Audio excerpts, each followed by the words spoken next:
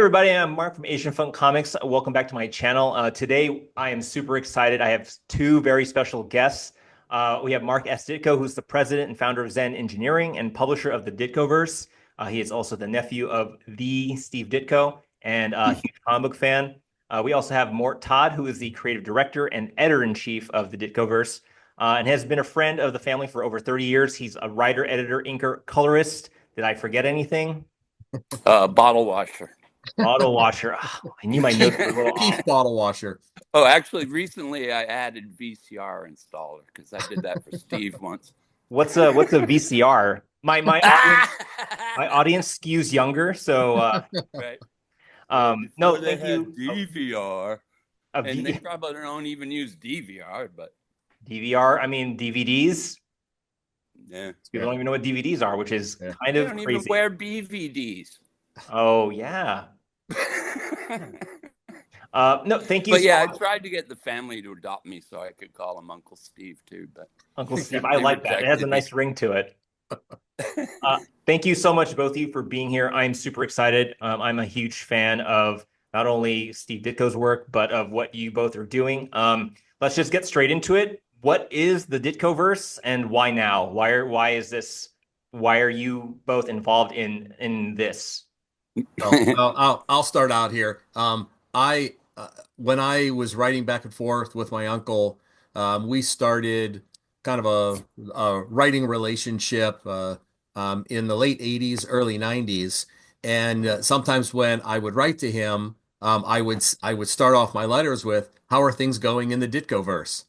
Because he sort of embraced his world, and he never commented negatively on it. I guess he understood what that really meant. So yeah, when he passed away, I knew that we were, and when all of his properties kind of came down to the family, the expectation is that we would be doing something with them, or my expectation was anyway. So then I pretty much immediately formed, officially Ditkoverse, just as a mechanism when I was out and about in Comic Cons and talking to people that I was kind of official, it was real, but I'll just say there were some hurdles and, with all the family who now owned his properties as far as just kind of getting, alignment in what we were going to do. And years just clicked by. So, basically end of last year, early this year, I decided, I got to get moving. It's been 6.5 years. It's time to just really drive forward at a faster pace. I had connected up with Mort years earlier, and it was kind of a no-brainer. And then we created our map, and here we are, launched.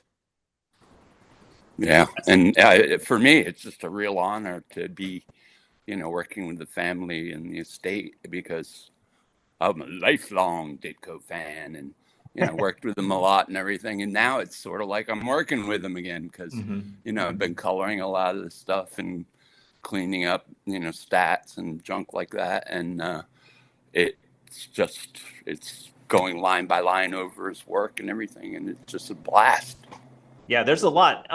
So for people who don't know what the Ditkoverse is, right? Because people know what the MCU is and the DCEU and all that stuff. So, like, can you clarify, like, who is in the Ditkoverse? Like, what are the characters? What does this Ditkoverse look like?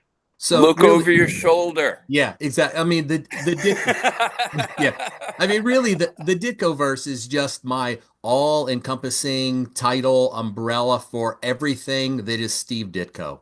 Everything that he touched, did, said, wrote, created, Yeah, not anything. limited to comics at all. Yeah, anything that he did, Mm-hmm. because, just as an example, we're going to be coming out with his collected essays, a book of all of his essays. So is anything, even his artifacts, photos, any kind of thing that is archival or related to him, it's under that umbrella of the Ditkoverse. Anything and everything Steve Ditko. Did you want to add anything to that, Mort? Like, is there? Well, I just, we're putting out that one book, Avenging World, and I just came up with an ad for it with the cover, and it says, "It's Ditko's world, and we all live in it now," or something. You know? I like that. Yeah. I like that. That's interesting because to some people, like the Ditkoverse is literally just Spider-Man, Doctor Strange, just Marvel characters, and then to some people, the Ditkoverse is Mr. A. It's just like static. It's just those characters. So, are you saying the Ditkoverse is kind of it encompasses all of his creation, right? All of the characters, just anything that Steve has touched. Yeah. I Yes. I mean, mean, he there's, has a yeah. great legacy of like, horror comics, and, he basically, like, over 50 years, he did an awful lot of independent projects. So Mhm. he owns all those characters and the concepts, and it's really fun. There's some fun stuff's going to come out that's, hasn't really been seen a lot. Look, I mean, it even encompasses people who have been influenced by him, really, because people are, saying there's a lot of people who have been influenced by him from one way or the other. Yep. So we, sort of some reveals kind of come out of my mouth every now and then when we're doing these is we do have something going now that's sort of secret that will What is be. it? Tell us. Yes.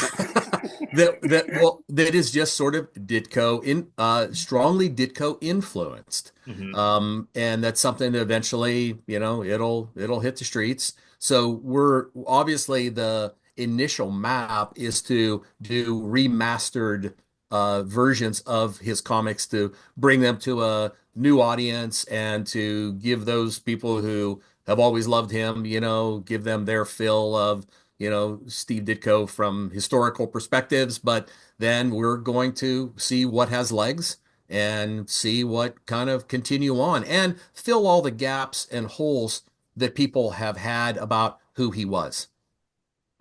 Yeah, I think part of what's interesting is there's a whole generation of comic book readers who don't know that Steve created way more than just a couple of characters. So I want to know, what do you think is going to be the appeal for younger comic book readers in terms of like these new characters in the Ditkoverse? What do you think is going to be the thing that people are like, oh yeah, I like that. What do you think that's going to be?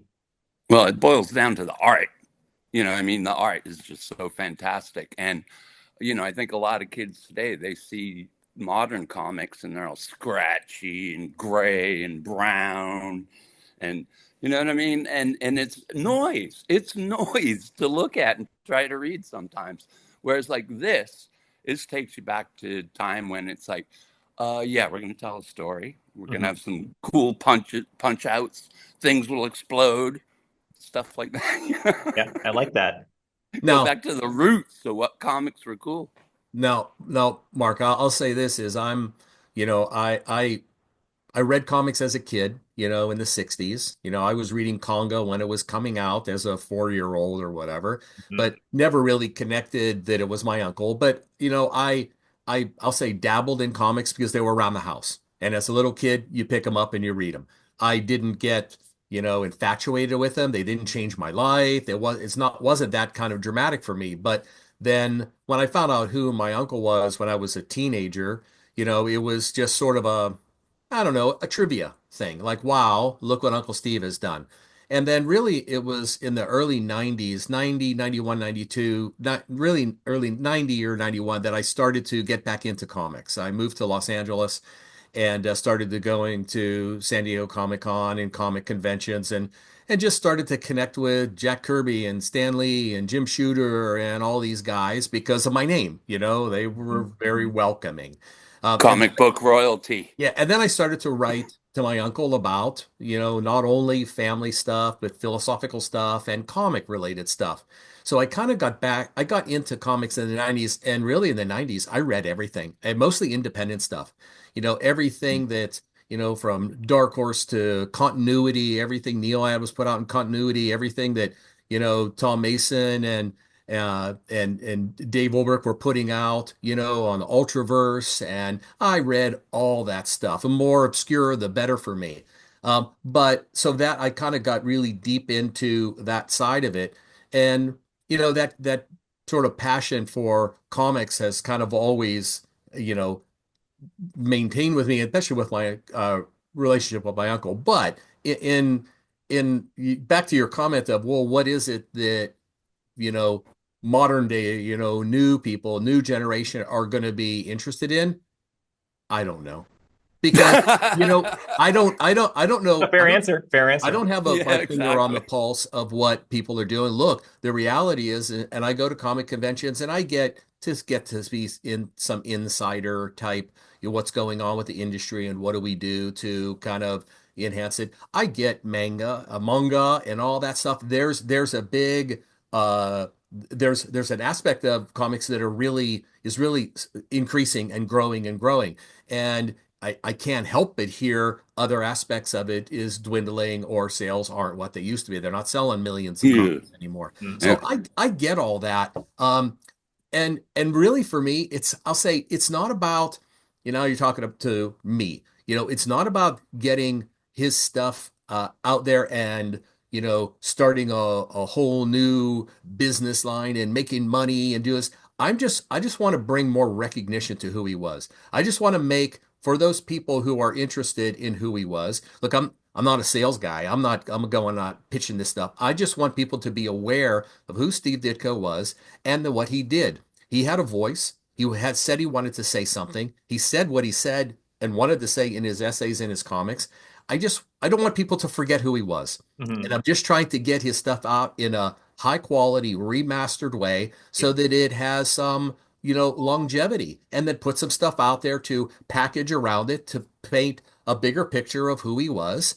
And we'll do the Comic Con tours, and we're gonna look at Yeah. museums, Yeah. and we're doing merch and all that stuff. So to me, and where it goes, I have no idea. How successful it will be, I have no idea. But me as a Ditko, I and some of us also Ditkos connected to Ditkoverse, Mhm. we are strongly motivated by putting a family member's legacy out there and Mhm. making it available. Because look, everyone who really knows about Steve Ditko knows that he was not out there in terms of who he was. Yep. Yep. So we're just trying to put him out there to see what connects. How much will connect? Who will connect? I have no idea. We'll see. Well, I've always been lucky enough in my career to put out what I would want to read if I was a reader. Mhm. And like when I was doing craft, this back in the newsstand days, we could sell close to 1 million copies, Yeah. and it was like I said, I wanted to make fun of that movie. I wanted to work with this artist, and it all worked out. And now it's like the ultimate being able to, you know, be a creative director at the Ditkoverse and stuff because I sure do love this stuff. I mean, seriously, just your background. I keep looking at it and going like, wow, that's really cool. Like, He does love this stuff. He really yeah, does. a giant ape in front of a nuclear Yeah. blast. Like, what more could you want in a Yeah. comic book? No, yeah, I think you need the right people to be driving this Ditko van. If you ever coin that phrase, you can. Right? I Um, got it. but yeah, I so can already picture it. yeah, no, I think that'd be really awesome. Yeah. So I think that all great answers. I do want to say like if what you're doing like with the Indiegogo and just kind of like trying to bring back um Steve's work into the limelight, if it becomes successful, then what do you plan to do? Because it's not like, you know, he only wrote so many stories. What if there was like a demand for, we want more Mr. A after like the Lost Adventures, right? Like, are you planning maybe to have like a ghostwriter continue the story? Like, what I'm trying to say is like, you know, As how long as that ghost is Steve, yeah. you're right. Put a pencil next to his desk. Yeah, like, is there concern or like hesitation of having someone else voice those characters that's not Steve, like to continue. Well, I think that partly it's what I'll be doing as a creative director because I knew his work and himself inside Mhm. out. And I can sometimes second guess him. Not always, that's for darn sure. But yeah, we have some plans, but we're not, I don't think we're ready to announce anything as far as spin offs and junk yet. But Yeah. of course, you can't help but think that. And, like I said, we got 50 years worth of inventory, not Yeah. counting Yeah. Spidey and, Hmm. Marvel and DC. There's still a big Yeah. body of work. Yeah. I'll say this about that. When he passed away, um, I I knew that there would be some. In fact, going through his files, we found notes, things that he had written, and one thing, little very telling, little note that he had written down was that he felt that uh, the family wouldn't know what to do with any of the properties and are more likely to just take the advice of someone who, you know, outsiders A advice jerk. about what to do. So when I first kind of when he passed away and we were really planning, I was going back to Johnstown quite a bit and we were planning to go to his apartment and his studio to clean out his stuff. And me and my dad and it was my younger brother Patrick had a lot of conversations about kind of what are we doing? Where is this going to go? Well, when I sort of formed Ditkoverse, I created myself business cards. And one of the titles that I put for myself was Philosophical Monitor because I Yeah. felt like that if anything was going to be done, it had to be done exactly right and within certain Steve Ditko parameters. Hmm. So that was one thing that I saw early on, 6.5 years ago when he passed away, because he and I had a long writing correspondence period of through the 90s and 2000 till he passed away. And what I really, really connected with him very strongly was philosophically. That was the comics were just like, yeah, that's a cool part, but we connected philosophically. We would correspond about issues in life and in the, in social things. And he would send me books and he'd go, hey, you should really read this, or, take a look at this. If you have time, read this. I'd read that stuff. So I feel like I, to a degree, connected with him philosophically. And then in early 2000s, I was telling him that I have a friend in Los Angeles who runs a post-production studio, Juniper Post, and they Academy Award winners, Emmy Award winners, James Cameron, Steven Spielberg. They worked with everybody who's anybody. So I wrote to him and I said, Uncle Steve, do you want me to pitch some things to them? To put stuff, get stuff, big screen, small screen, animation, whatever. So he started to write to me and he said, yes, absolutely.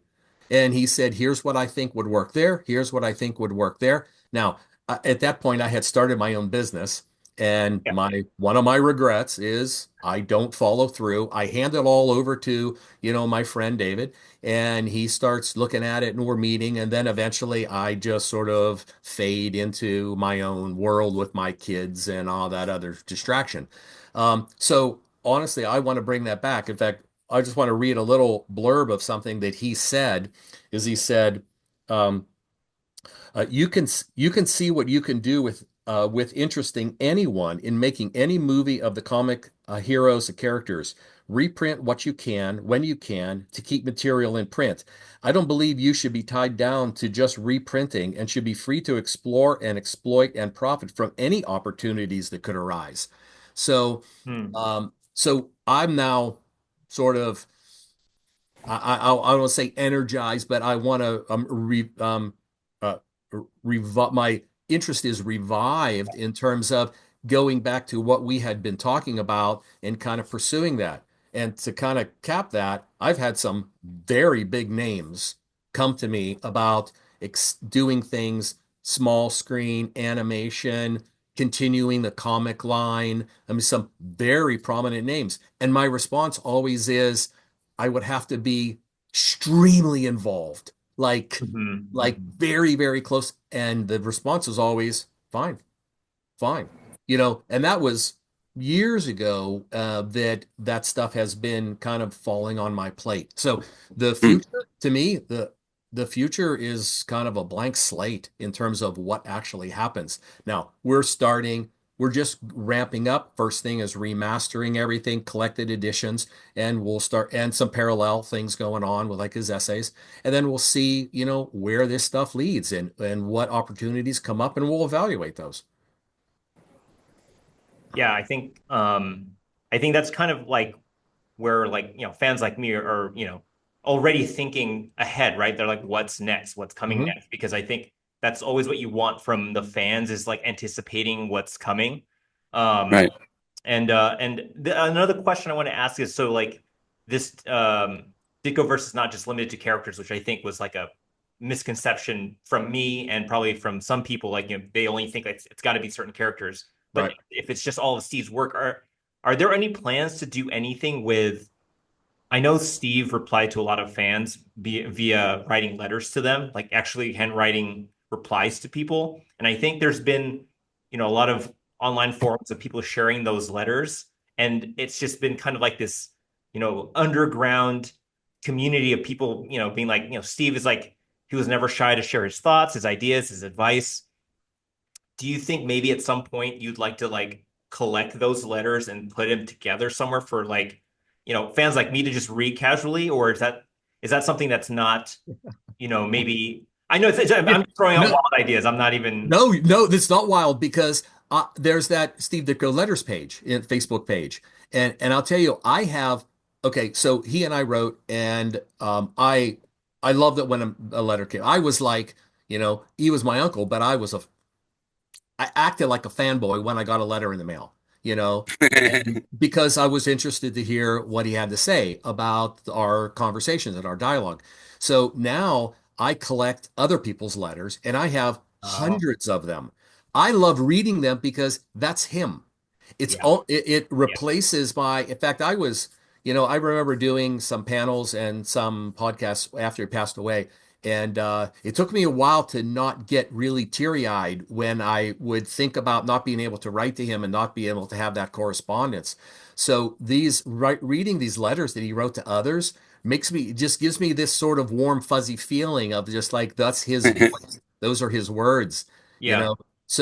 And the only thing that I still have to tackle, which is what I'm constantly sort of addressing, is the legal aspect of that. yeah. Of can I do that? Who owns the rights to those? So that's something I've never Sure, sure. really taken to a finish line. And there's so much right now since we've really just like power launched into like this big plan. Hmm. There's only so much that the handful of us that are in the Ditkoverse can actually do. So that's a project that absolutely is on my business Yeah, plan. yeah, Yeah. Where it really falls and how the legal aspects of that really shakes that out, I don't know. yeah. I mean, You know, when I if anything, I have hundreds of pages of letters that he and I wrote. Yeah, yeah. The letter that I wrote him, the letter that No, I he think it's a responded. great insight into him. But last time I moved, I found a letter from Steve from about 2016 that I never opened. Don't open And it. Never open. I know, right? I haven't. And I'm wondering, I was thinking maybe you could open it at DitCon Oh, or something. Yeah, oh, yeah, yep. wow. But then I was thinking, what if it said, your color really sucked on the last stuff you Yeah, sent yeah. me? Or, You owe me $40. That's a Yeah, no, and this is the thing, right? This is like when people say like Steve was a recluse, he didn't really like, no one really knew him, but actually he probably communicated directly to the fans more than most people, most yeah. creators. Like he, he was better probably at one-on-one communication than anybody else. Yeah, I can't think of any other Yep. top artists that would, No, they wouldn't. engage their fan base that much. I Exactly. mean, Kirby was a nice guy, but I don't see Yeah. Frank Miller No. writing a letter to his fans. Like, Yeah. That's So why this so this is what he wrote about on interacting. So what I've been doing is I've been I read his letters, I read his essays, and what I'm doing is I'm taking little snippets from it that are topical. And I have a book, I have a document that it's titled Steve Ditko Speaks.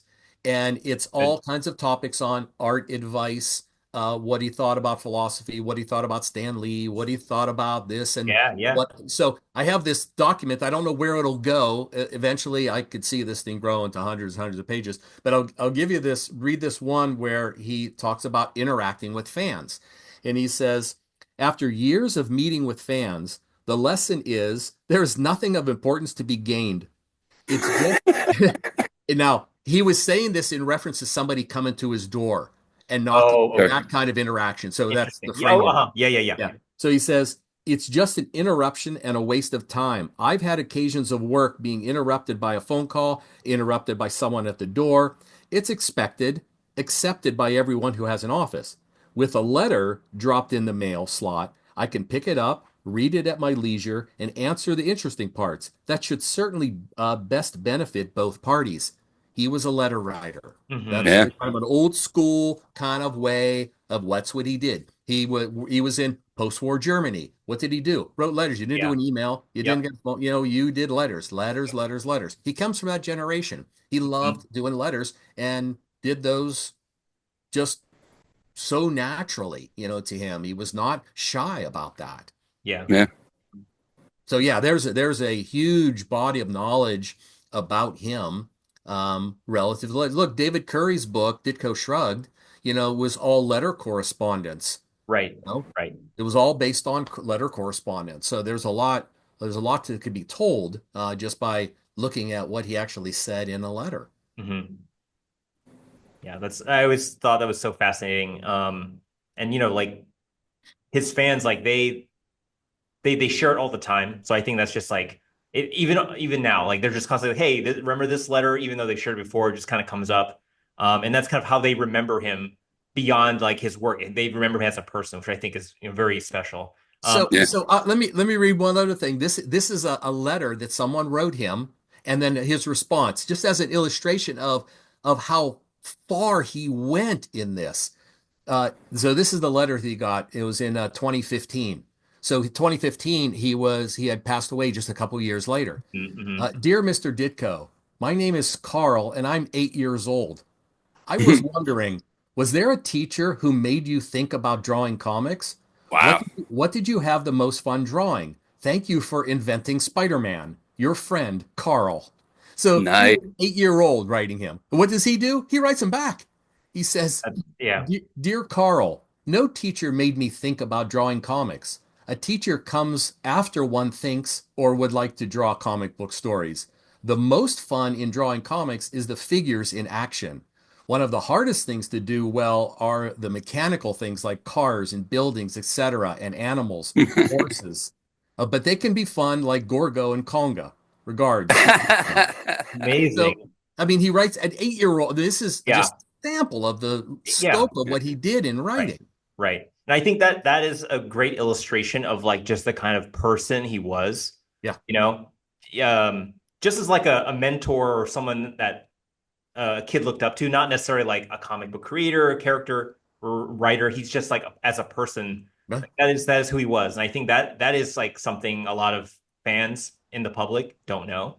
Yeah. Oh, Well, he was definitely a mentor to me because his Mhm. office was just right around the corner, and he'd come at least once a week, and we'd just talk for hours and stuff. I'd cancel all appointments and everything. Yeah, yeah, yeah, yeah. That's But so yeah, I mean, he between him and John Severn, I was still in my 20s, a lump of clay waiting to be formed, and those guys, the way they talked, the way they thought, really shaped me a lot. Yeah, I think it's very fascinating, and I appreciate you two sharing kind of like your relationship with him. So I did want to focus on your Indiegogo. So last I checked, you already have like 179 backers. And you still have 14 days left. yeah. Yeah. So like you already passed, you're up to 6K in the funding, like that's way beyond what you were hoping for. What were your expectations for that? Like, did you think that you would meet your goal so quickly? Did you think you would struggle to meet it? What were you expecting?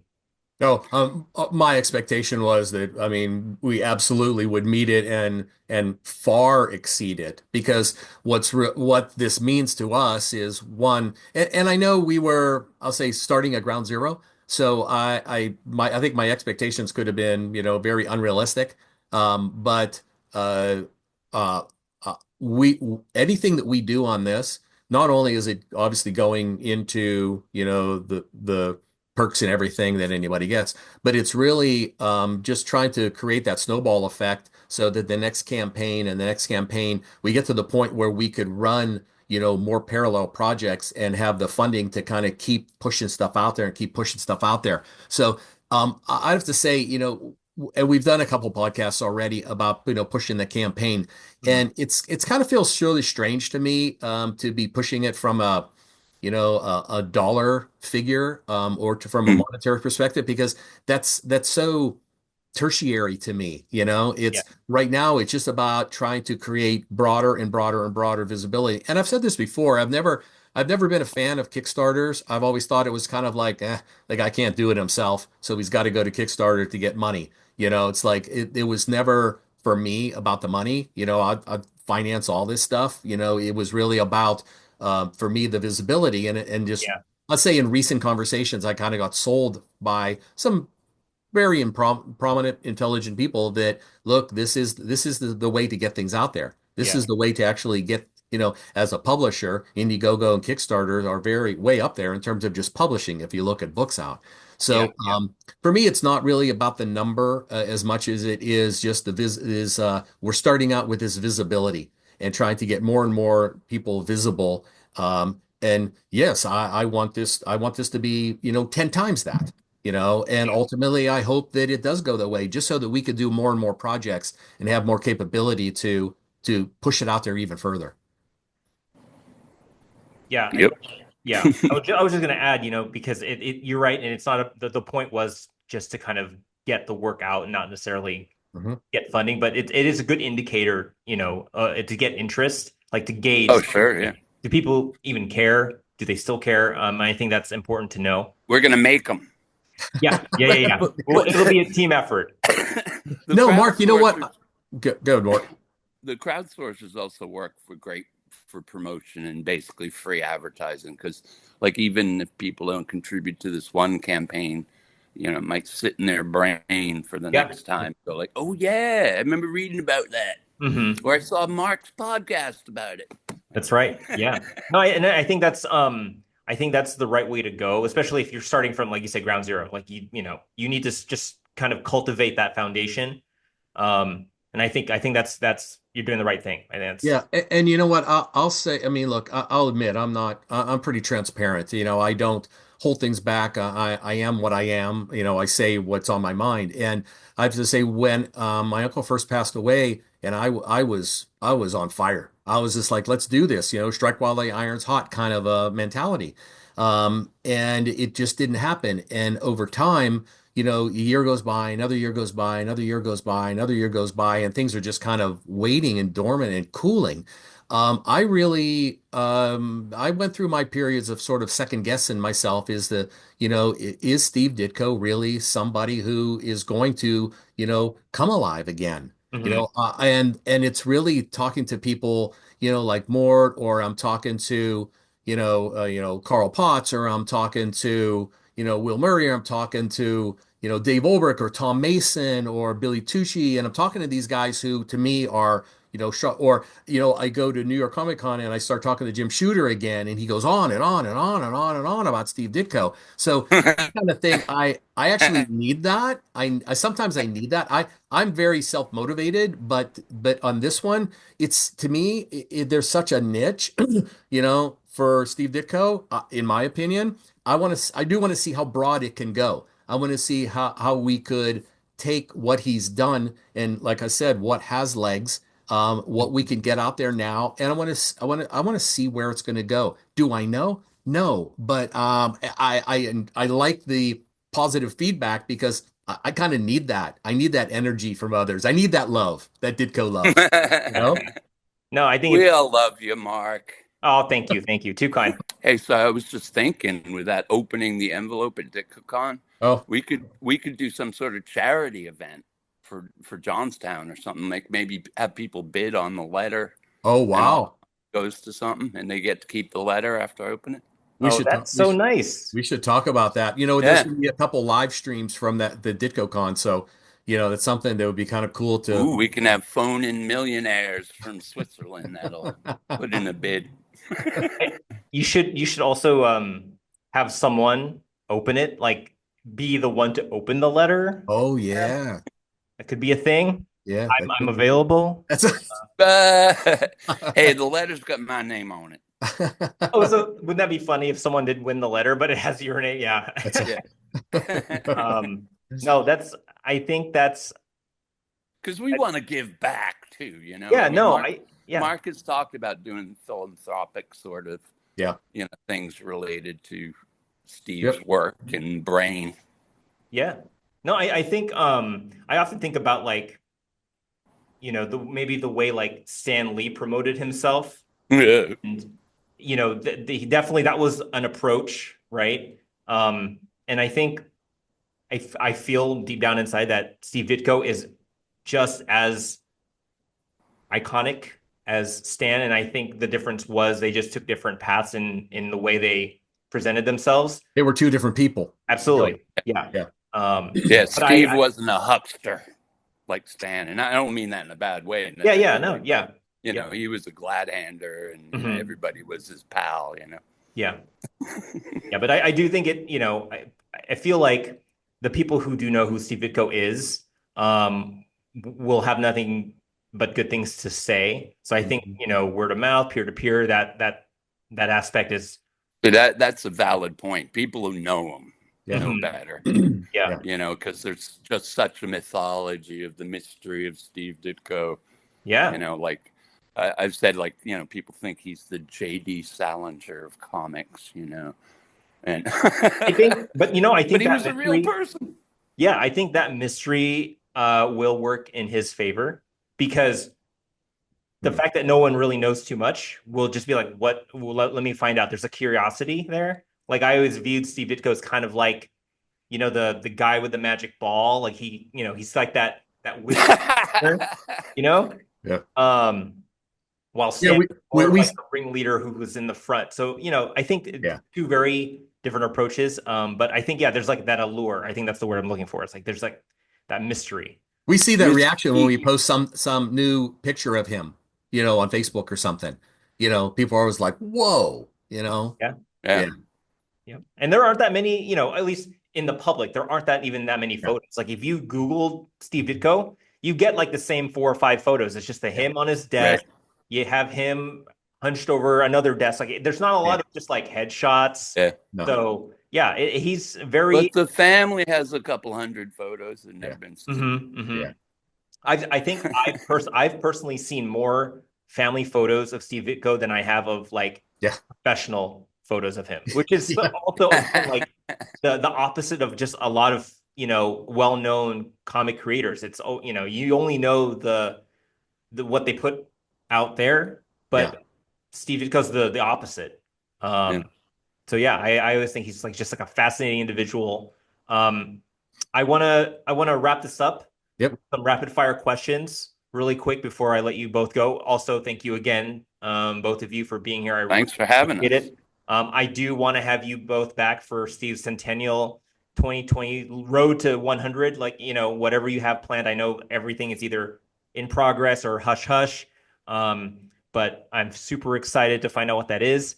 So I have like a couple questions. These are just rapid fire ones. Let me just shout out whatever comes to your mind. Who would you cast in a movie to play Mr. A? Okay, I have an answer, Unless but unless this is a secret. Unless no, it's not. You know what?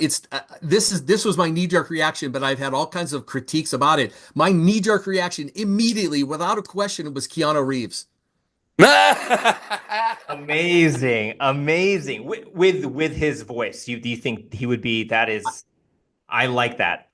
Yeah. What do Well, you I've think, always Mark? imagined Mr. A had like a voice disguiser in his mask. Oh, that's good.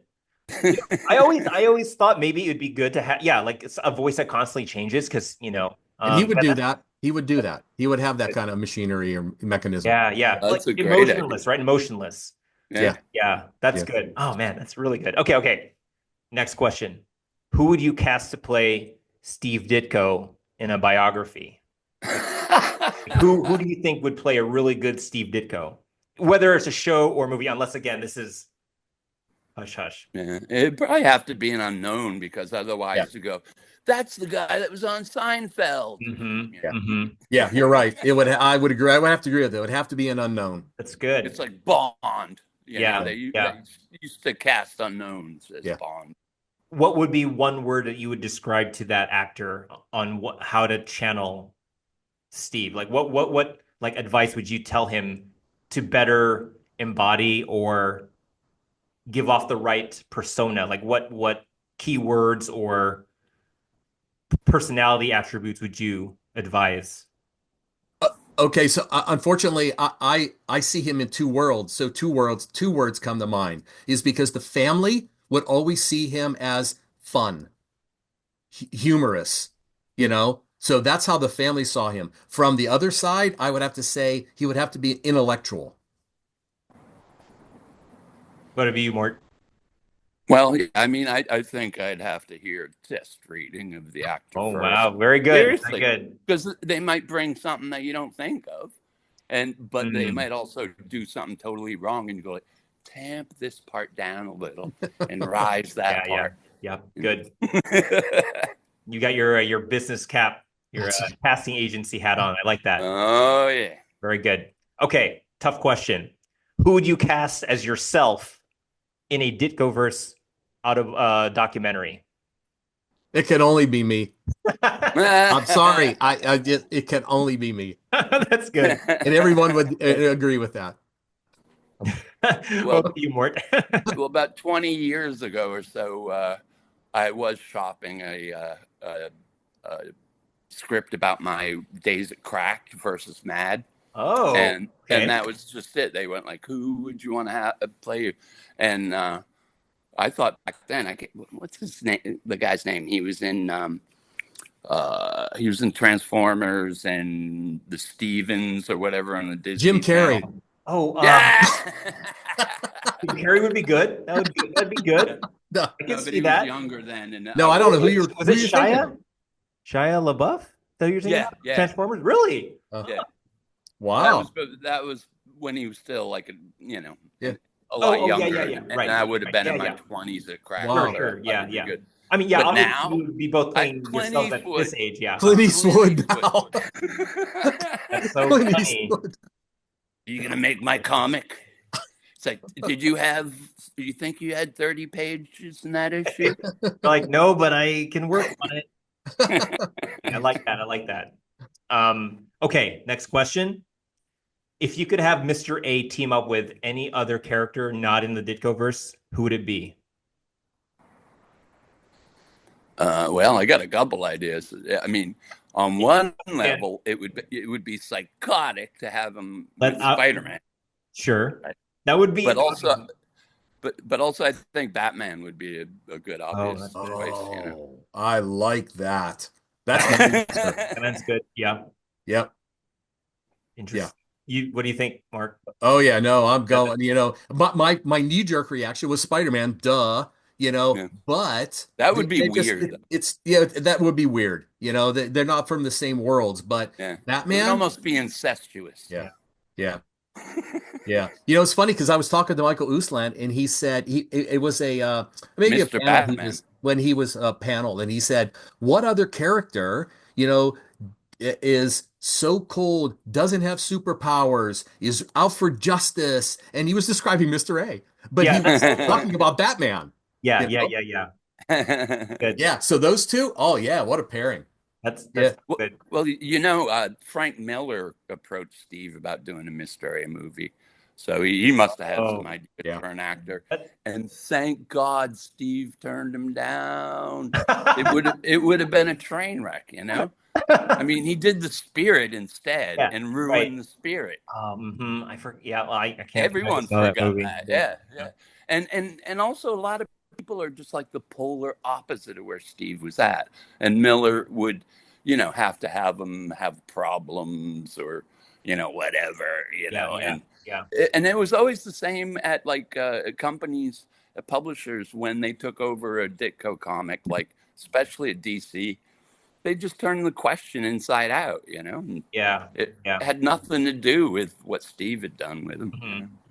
Yeah, that's funny because when I was thinking about when I wrote this question, and I was like, the question, like, wouldn't that just be like a really interesting, like, have them both in a room? I thought Oh yeah, about that, but that was too obvious. Yeah, no, And I know. Yeah, yeah. and I was like, they are each other. yeah, So yeah, they're, yeah, yeah. right, yeah. Mhm, Well, mhm. sometimes the yeah, obvious is the yeah. best thing, or it could be Yeah. like the question is Mr. A in the Ditkoverse multiverse. Yeah. Yeah, right. Yeah, you're right. Exactly. That's Can't true. handle this right now. That's You brought it up. Or last question. What is coming up? What is the next big thing that we should be looking out for from the Ditkoverse? Number twos. Yeah. Yeah, we're gonna as soon as we get this campaign, these are all the number ones. The next campaign will be number one and number twos. And then we have number one, number two, and number threes. Exciting.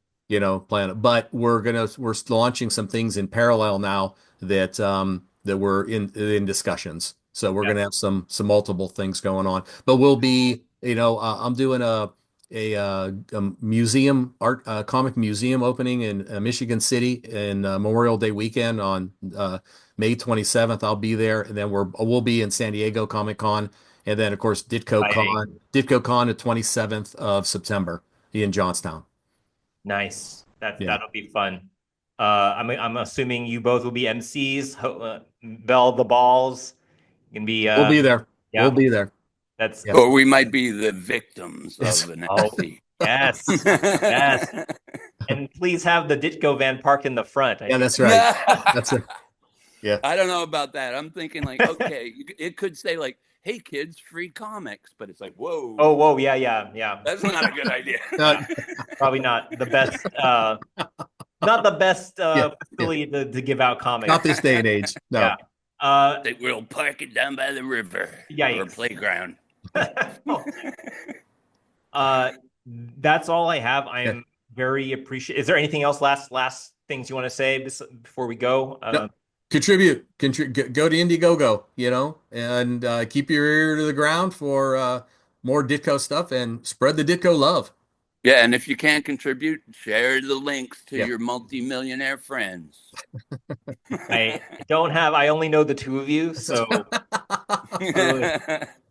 but no, thank you so much, Yeah. No, thank Mark you. and Mort. I truly appreciate you both taking the time out of your day to do this, to speak with me and kind of just bring more Steve Ditko out into the universe and introducing the Ditkoverse to it. So I really appreciate you, both of you, and thank you for being here.